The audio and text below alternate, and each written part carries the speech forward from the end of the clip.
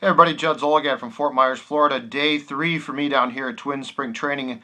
The final day for pitchers and catchers to only be working because the position players are reporting today. Only one player out, a minor leaguer with some visa issues. That's very standard in baseball. Everybody else showing up today. First full squad workout for the Minnesota Twins will be on a Saturday, and then they'll really get going. Another dreary day here in Fort Myers. There were several bullpen sessions that took place on the minor league fields again.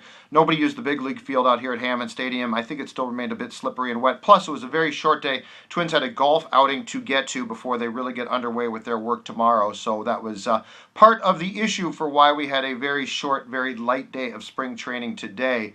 Among the notable things that happened today, Justin Morneau arrived for the start of spring training. You'll all remember that Morneau, he surprised some people last year. I don't know, scared's the right word, but certainly some people were taken aback when Morneau showed up at spring training last year after coming off all those concussion problems and talked basically very openly. At some point you thought, is this guy going to retire? Is this going to be it for him if things don't go well? Well, this year Morneau showed up after being healthy last season. Things finally got going the right way. In fact, Morneau told us during the offseason that things were going well enough that he finally felt he could just work out. He didn't have to worry about all the surgeries he had had, the concussion issues. He could just be a baseball player and, more importantly, an athlete again. So things went well for him this offseason, and Morneau showed up in a much better frame of mind this time around. The one thing he was asked about quite a bit and did address was his contract situation. He's entering the last year of his contract, and of course last season you'll recall that Morneau was subject of much of it media-driven, of course, but trade rumors. Would the Twins deal Morneau at the trading deadline to a team that would then take him and use the last year of his contract and try and negotiate with him? That didn't happen. Morneau was not moved, but the question now is, he's going in the last year of his contract, so have there been negotiations with him this time around? What might happen? When you look at the Twins should be improved, right? You would hope. Bullpen in decent shape now. The offense, the lineup, in decent shape. Might not be great, but it's certainly not bad. And then the question becomes, okay, starting pitching. Where are they with starting pitching? And as we've talked about throughout for the last few weeks and really months, the Twins went out and got some good young pitching this offseason. Some of that pitching could come up in 2014, for instance, or maybe even late this season, but really start to make an impact next year. So are the Twins going to be competitive this year after losing 99 and 96 games the past 2 seasons? That is important because that could hinge on what the Twins do as the trade deadline late July approaches. Will they be buyers or sellers? Well, right now, common sense, no matter how big of a Twins fan you might be, common sense says that they are going to be sellers at this point. They're probably not going to be all that competitive. They might be better, but they'll still be looking to improve for the future. And as we all know, you can never have enough starting pitching. So when you have a guy like Justin Morneau, last year of his contract, if he stays healthy, could definitely help a contending team. Would a contender be willing to give up 1 or 2, more likely probably 1, decent young arms to send to the Twins in exchange for Justin Morneau?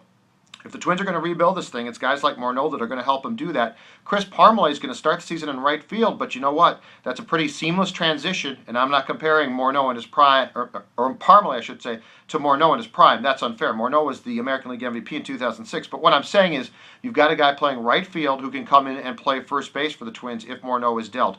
Justin knows all this, and Justin basically said, I'd love to stay with the Twins. I can't control that. But he did confirm there have been no real talks. I mean, the Twins did not approach this guy in the offseason and say, Justin, we want to extend you out.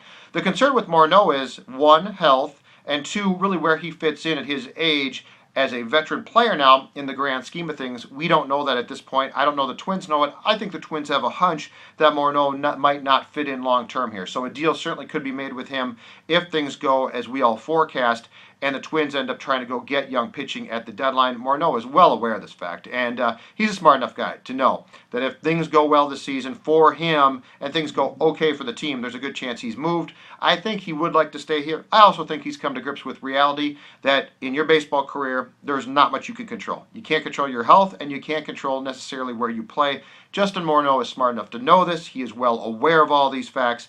And so I don't think he's going to worry about it. Plus, I think he came in last year at spring training really concerned about his health, and that obviously took its toll. Justin Morneau, when he started last year as a Twins DH, clearly was not the same player that he had been when he was an all-star. Things got better. I think he got more confident. The one thing you'll find out with anybody that's dealt with concussions is it takes a while just to get confidence back. It's literally almost like a self-esteem thing of where am I at? Because there's good days, there's bad days. Finally, I think what you start to get is more good days than bad days. Your confidence starts to build.